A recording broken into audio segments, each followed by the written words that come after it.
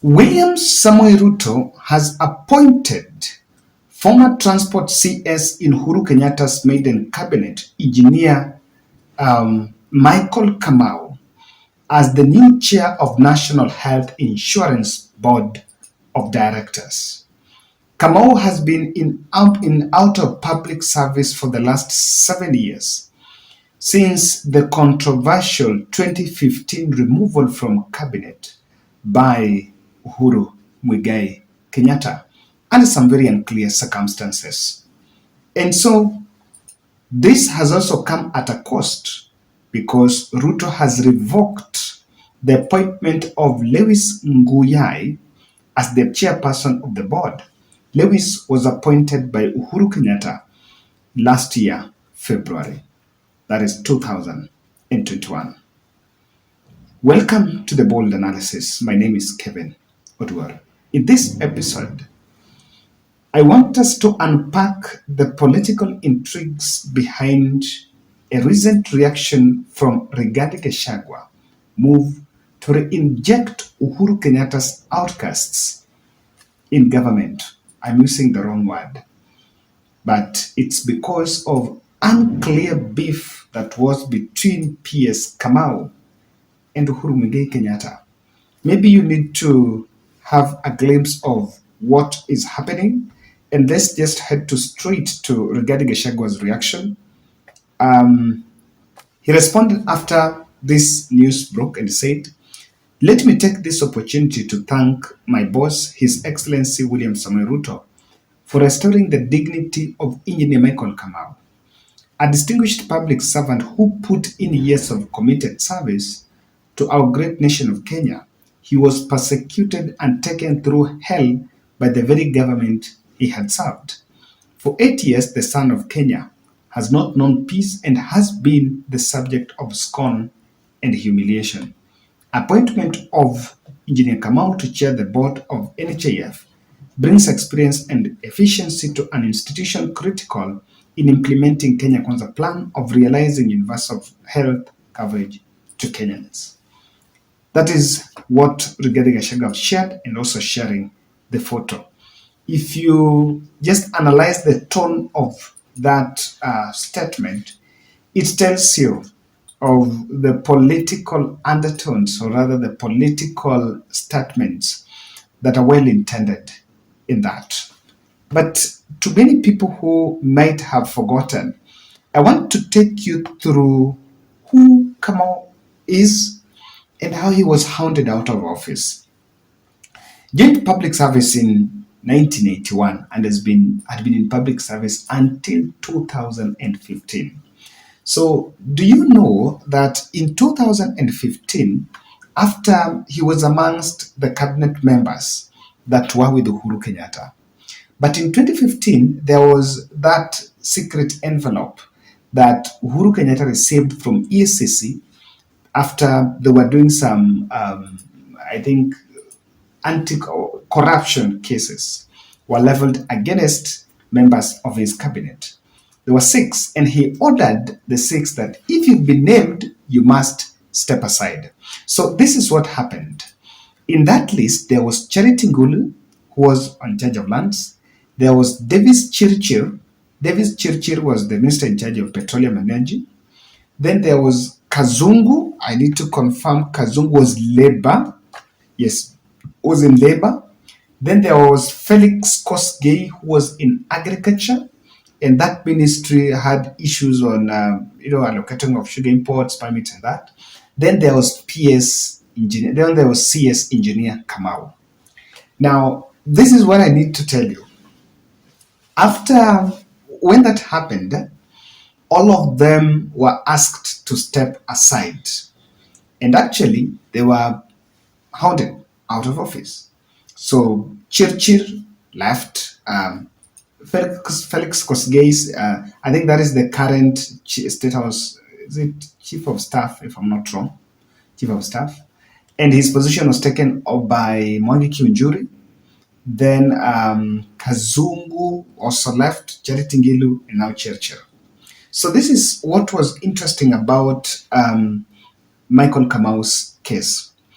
The case he was being accused of was he was accused of awarding a regular an accused of colluding in irregular award of a road tender, and this is it. The road tender was of Kamukuywa Kaptana Kapsokwan Sirisia Road. It was at 33 million and dating back in 2008 when he was serving as a permanent secretary in the ministry, or not permanent secretary, he was a chief engineer at the Ministry of Roads and Public Works, which after that, he was again, and when the Ministry of Roads came, he was a permanent secretary. Then the Ministry of Roads under Kipkalia Kones, who was the Minister of Roads. But when they passed on with Lorna Laboso, sister to the Joyce Laboso, the former Bomet governor, they were replaced by Franklin Bett. So the case was dating back 2007. What was mind-boggling was, in 2013, President Uhuru Kenyatta appointed Engineer Michael as Transport CS, and he was vetted by the same EACC that was again coming back in 2015 to hound him by a case that was 7 years old. So this is why by that time, political observers saw it like it was just a political witch hunt. Now this is what befell engineer Wazir then. If you check, all those people I've told you, they were given lucrative jobs in government. So as of an article that I was reading in 2018, yes. Now, see, in 2008, Engineer Michael Kamau was a PS in the Ministry of Roads, as I was saying. So that is why I wanted to get that. The Ministry of Roads was, in 2008, it was a grand coalition government.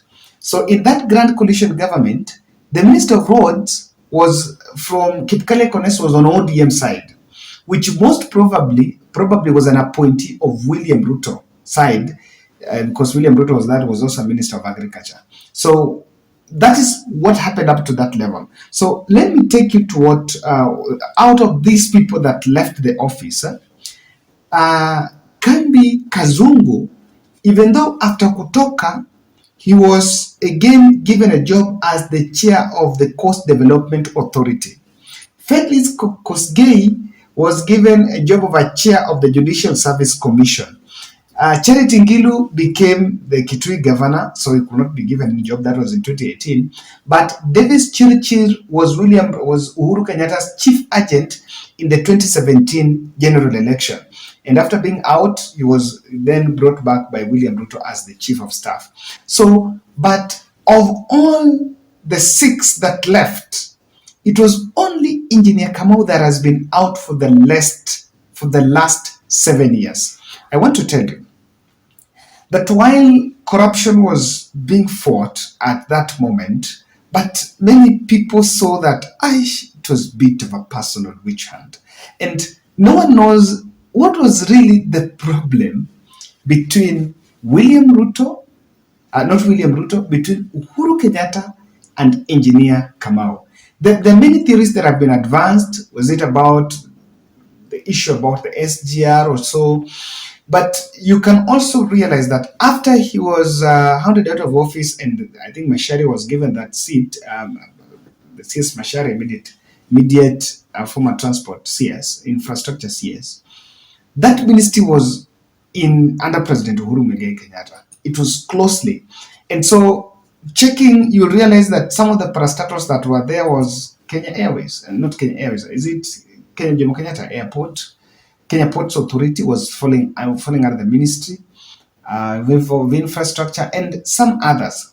So many have always seen it as it was a political witch hunt. Now this is what happened. That case was, after that he was charged, and after he was charged in 2017 July, that was in the run-up to the 2017 general election, the case was withdrawn. Now, it was withdrawn because by that time, of course, there was issues of it has no evidence. But then, That was July 2017. Now, in April 2018, Judge Hedwig Ongudi discharged Kamau, that but did not acquit him completely. Did not acquit him, but discharged him of those charges. However, in May, in May the same year, 2018, the case was revived. Now they were saying that investigation that had been done earlier was not done conclusively because EACC was not fully constituted. I wanted to get this so that you understand where this man is coming from. So 20 that May 2018, the case was revived, and I remember a story about a contingent of police investigators raided the home of Engineer Kamau. They were there for 5 hours to do investigation, and there were reports that they wanted to arrest him, but he was not there. So that is where that man was coming from. From then, of course, the story sublimed, and as of now, maybe has got himself that freedom. So, guys, many have been asking, out of wale wote walitoka, ni yeye hakuwahi pata kazi. I'm not here to say that he was supposed to get a job. Now, back to this appointment. From seeing that, the best end of giving you that story or that aspect was to show you that this is a man that had bit of a challenge, of a personal beef or a personal problem with former President Uhuru Kenyatta. Now, he's been appointed, and he's not the first one. I know in that post by the Deputy President Rigathi Gachagua, he's not simply showing in public that he's happy that someone from Mount Kenya is being given a job. And there is nothing new, because when he was in Nyandarua, he promised that watu watulie tulie, kesho utasikia Njoroge, Gachagua, nani utasikia watu wanapewa kazi. But I read some very key political observations that we can extract from it. What is really the secret behind this? There are many theories that we can advance, and I want to divide it in two. This is it. Looking at the public, or rather the public service life of Engineer Kamau, it is most likely that he had interacted with William Ruto even in the past. If you compare William Ruto and Rigathi Gachagua, this is a man that had been in government for some time, quite long, until 2015. By the time he was leaving cabinet, in 2015, William Ruto was the deputy president. So I also want to advance this theory that there could be a possibility. If you look at the road, the tender story why it was being pushed out, there is a high possibility that he was brought in cabinet in 2013 by William Ruto. Remember, the Ministry of Roads from the Grand Coalition was on the side of Raila. So kama kuna mtu alisaidia maybe Kipkalia Connect to get that on terms, because William Ruto was in charge of Rift Valley, then most likely that ministry was under William Ruto. So when they formed government with Uhuru Kenyatta in 2013, and this is a man that had served as a permanent secretary there, there is a high likelihood that he worked with William Ruto, and so he was brought in. Because I want to defend this by looking at the people that were actually evicted from cabinet. Chirchir and Felix Kosgei, of course, in William Ruto's cabinet, in Uhuru Kenyatta's maiden cabinet, were William Ruto's picks. So there is also a likelihood that this ministry was under William Ruto. So because maybe Ruto also had just remembered that these are people that were once with him, now waliteswa, that's how it might have come back. That is number one aspect, if it was brought, if the name was lobbied by Ruto. But looking at the tone of Rigathi Gachagua's statement, there is a likelihood that Rigathi Gachagua wants to sustain the narrative of Uhuru alitutesa. And I will not be shocked tomorrow or the day over the weekend if the DP heads to central Kenya, or even a Thanksgiving ceremony is organized somewhere in the village of Engineer Kamau, and the talk of that event will be taking stock of what or how William Ruto or Uhuru Kenyatta, and allow me to use this word, did not support the sons of the mountain. Purely, this can be a Mount Kenya politics at play.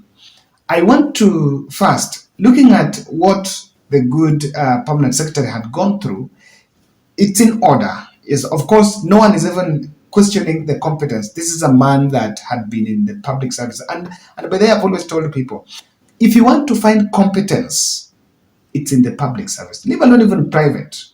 Private where people jump from one sector to the other, but in government, that's where there is a 360 equipped worker, a man that you will find have really done a lot of stuff. And when you're in public service, you interact with, you get a lot of international clout because you work with international bodies, you work with the private sector, you work with the government. So by the time you're coming out, you're already a full house. So Gachagua might have done this. And that is why from the north, from the word go, he's simply talking about, he's dragging Uhuru Kenyatta's name. This will be a scheme to consolidate Uhuru Kenyatta's, consolidate the mountain and sustain that narrative. But looking at what Waziri had been going on, he was not, and he's not a young person, but he's a senior citizen.